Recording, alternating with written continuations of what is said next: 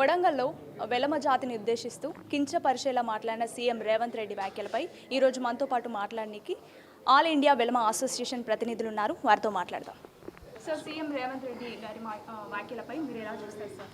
ఇప్పుడు రాజ్యాంగబద్ధంగా భారత కాన్స్టిట్యూషన్ ప్రకారము ముఖ్యమంత్రిగా వారు ప్రమాణ స్వీకారం చేసి రాష్ట్రానికి ఒక పాలకుడుగా అందరినీ సమానంగా సమదృష్టితో చూడాల్సిన బాధ్యత గల గౌరవ ముఖ్యమంత్రి రేవంత్ రెడ్డి గారు వెలమ జాతి పట్ల ఒక వివక్షతోని అవహేళనగా అవమానపరుస్తున్నట్టుగా దూషిస్తూ గతంలో కూడా 2 సార్లు రీసెంట్గా సర్పంచుల సమావేశంలో కూడా మరి సమావేశ వేదిక ఒకటి మాట్లాడింది ఒకటి అన్నట్టుగా వెలమ జాతిని ఉద్దేశించి ఆయనే మరి ఏ సందర్భంగా మాట్లాడిందో తెలియదు, కానీ మా జాతిని మాత్రం కించపరుస్తూ మాట్లాడారు.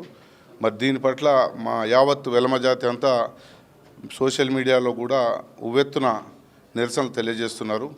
దానికి సంబంధించి ఆల్ ఇండియా వెలమ అసోసియేషన్ ద్వారా కూడా ప్రెస్ ద్వారా మీ ప్రెస్ సహకారంతో అందరికీ ప్రజలందరికీ తెలుగు రాష్ట్రంలో ఉన్న ప్రజలందరికీ మరియు వారికి మా గురించి మాట్లాడిన ముఖ్యమంత్రి గారికి మరి కాంగ్రెస్ పార్టీలో ఉన్న మా వెలమ ఎమ్మెల్యేలు ఎమ్మెల్సీలు మరి ఇతర పార్టీలో ఉన్న మా ఎమ్మెల్యేలు ఎంపీలు ఎమ్మెల్సీలు వీరందరికీ తెలిసి దీని గురించి స్పందించాలి. ఇట్లాంటి చౌకబారు రాజకీయాలకు సంబంధించి ఉంటాయో మరి తెలియదు, కానీ ఒక కులం గురించి మాత్రం చౌకబారు మాటలు మాట్లాడకూడదు అనేది మాత్రం మా నిరసన ద్వారా తెలియజేస్తున్నాం. వారు కూడా వారి దృష్టికి తీసుకెళ్ళి మళ్ళీ రిపీట్ కాకుండా చూడాలి.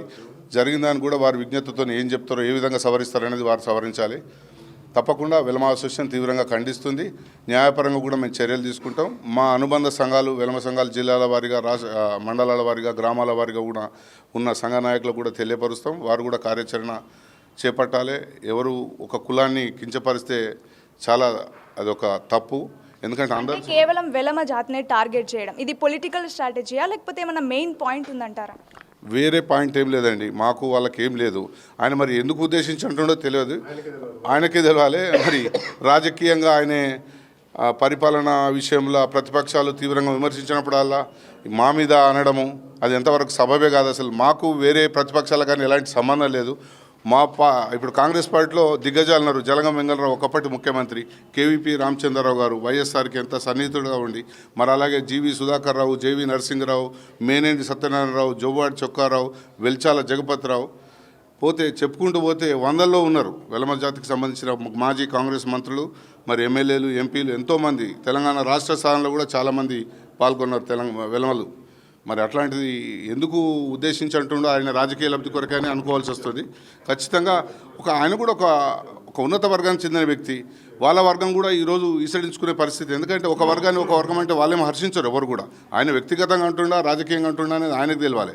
మరి ఏ వర్గం కూడా వాళ్ళకు సంబంధించిన వర్గం కానీ మా సంబంధించిన కానీ ఇతర వర్గాలు ఏ వర్గం కూడా ఒకరినైతే హర్షించారు అనేది మాత్రం అది ప్రజలందరికీ తెలుసు. తప్పకుండా వారు సవరించుకుంటారని అనుకుంటున్నాం మేము.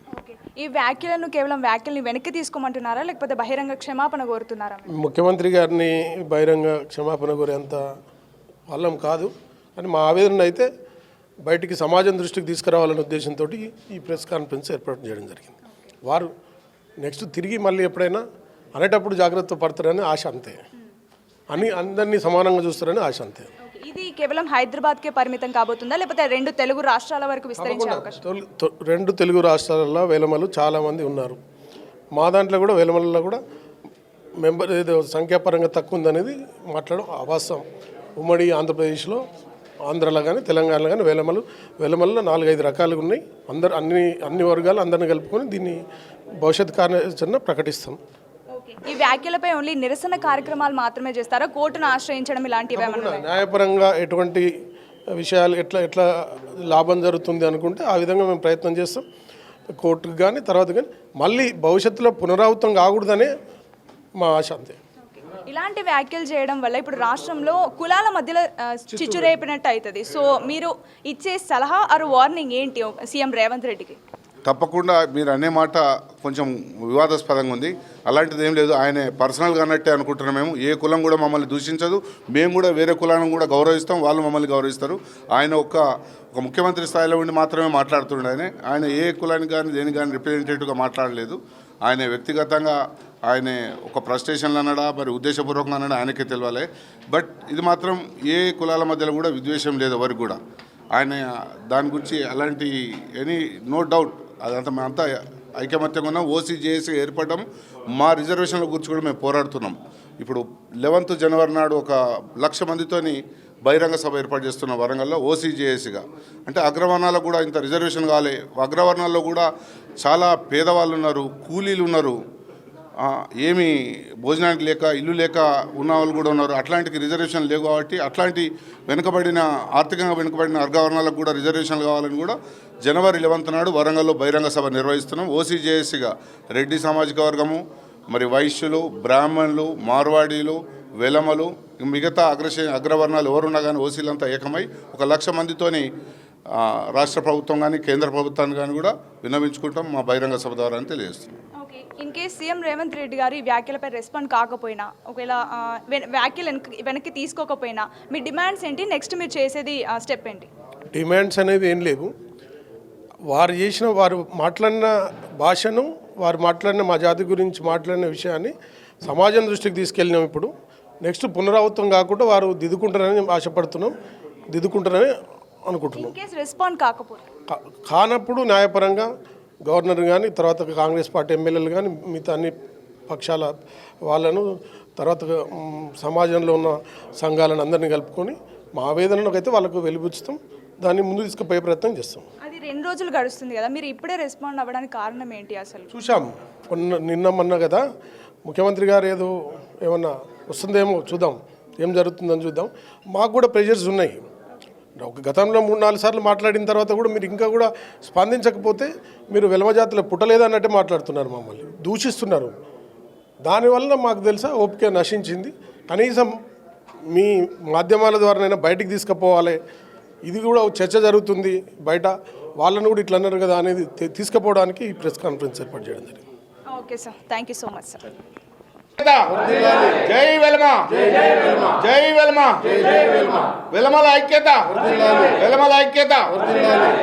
Hi friends, thank you for watching this video. ఈ వీడియో గనుక మీకు నచ్చినట్లయితే దయచేసి లైక్ చేయండి, షేర్ చేయండి. ముఖ్యంగా మా ఛానల్ 24/7 న్యూస్ టీవీని సబ్స్క్రైబ్ చేసుకోండి. ఆ తర్వాత మీ విలువైన అభిప్రాయాల్ని, మార్పులు, చేర్పులు, కావాల్సిన వీడియో ఏమన్నా ఉంటే మన వీడియో కింద కామెంట్ సెక్షన్లో కామెంట్ రూపంలో తెలియజేయండి. నమస్కారం, సాయిదంచిక మాట్లాడుతున్నాను. ప్లీజ్ సబ్స్క్రైబ్, షేర్, లైక్ చేయండి 24/7 టీవీ ఛానల్. హాయ్ నమస్తే, నేను మీ Sonia Akula. Please subscribe to 24/7 news TV. Hi అండి, అందరికీ నమస్తే. నేను Mankota Prasad. Please do subscribe 24/7 news TV.